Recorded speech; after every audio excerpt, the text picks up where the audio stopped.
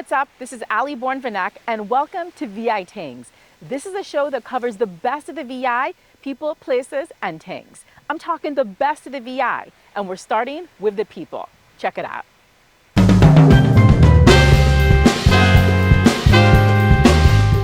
Dion, thank you so much for your time. I am so excited. I mean, we've done several interviews before, but it is so cool being behind the drums with you for one. I mean, this is your element. Yes, I'm home right here. This is home for me. How did you get into music? You're born on St. Thomas. I mean, we'll get into all of the accolades and everything. And I know you're very humble, but like, how did you get into music? For me, music was never a question. I just knew this is what I had to do. As a kid, I just heard music. I felt rhythms. I wanted to play the drums, and I just pursued it all through my lifetime. I played trombone growing up. We worked really hard to be proficient at being a consummate professional, and that got me here.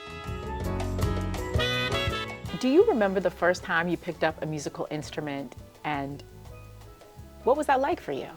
Well, a real instrument or one of my makeup instruments? Let's start with the first time you were like, this is music, let's do it. Man, as far as I could remember going back to a kid, I was banging on something. I took the pots, I dented the bottoms, I made up drum sets, I wrecked the furniture. Any boxes that came in the house became a drum set. So I don't have a first time, but I have situations that just kind of stick out. I remember going to Interlochen the first time, going to Interlochen in the summer of 9th grade, and getting there and just being in an environment of just all music. From the time you woke up in the morning, they will play Reveille, but you get up, you go out, you exercise. That's the summer camp sound. Right, exactly. And it was cold, and we had to exercise, and we went to the mess hall and ate, and by 8 o'clock, you're in a classroom, like music all day, and then you had breaks to practice, and then you had ensembles.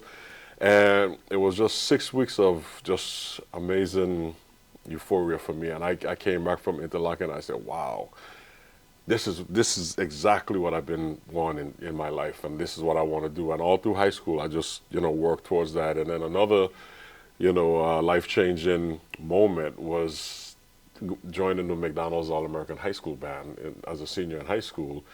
It was 110 of us. There was 2 musicians from every state, one from Puerto Rico, one from Guam, and one from the U.S. Virgin Islands, and I happened to be the representative.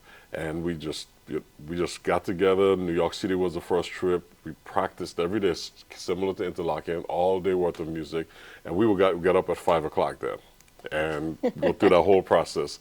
And we played the Macy's Thanksgiving Parade, the Today Show. We did a number of events in New York, and then the next trip was Arizona, out there for one of the football games. And then I remember playing the Tournament of Roses in LA, Los Angeles, California.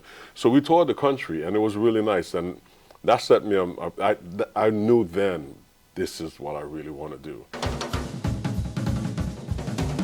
The Virgin Islands is a major influence on me. Even after I left and went to college and started my professional career, I came back home at least once a year just to rejuvenate myself. I mean, whether it was just to have some boiled fish and fungi, yes. to go to Megan's Bay, to go to Cookie Point. Bring me the callaloo. Exactly. It's just something that the inspiration is I just needed it. I remember coming off a tour and landed in New York and not even going to my apartment, just buying another ticket and coming straight home, just to get rejuvenated. For me, it's the foundation of who I am as a person, as a man, as a musician. So the Virgin Islands is a major, major aspect in my life. When I started the 21st Century Band, Ron Blake and I, the whole concept behind that was to bring our Virgin Islands cultural music to a national platform, in the concert halls and the music venues around the world. and take it, take it on another level, not only just for Carnival, but to bring it to a whole nother level. And that was the driving force behind it. But the inspiration came from the calypso and the soca and the reggae and all of the stuff, the quail bay, the mento, all of the stuff we grew up playing and hearing. So my true inspiration comes from the Virgin Islands. Not many people can say they are Grammy Award winning. What does that feel like? I don't know. I'm still trying to figure that out because it's you get these accolades and these awards, but every day you still out there doing your thing. I'm not good at being pat on the back, and I don't really stop to do the fanfare thing. So I just keep going. I'm happy for the accolades. I'm happy for the awards, and I just, for me, I'm more of a nurturer. I'm here to deliver and provide information, service, music. So I don't really stop to think about those things too much. I'm happy that I can get these awards, but so ask me that in another 5 years, I might feel differently.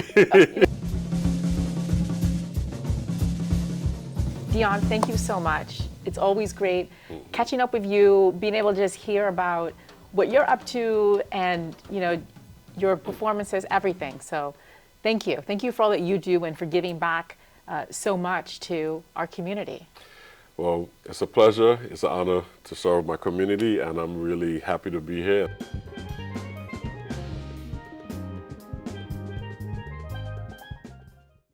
Thank you, Dion Parson, for your time and for inspiring generations of musicians from the Virgin Islands to the greater world. Okay, don't go anywhere because when we come back, we're leaving Rock City and we're going to another island. I'll see you there.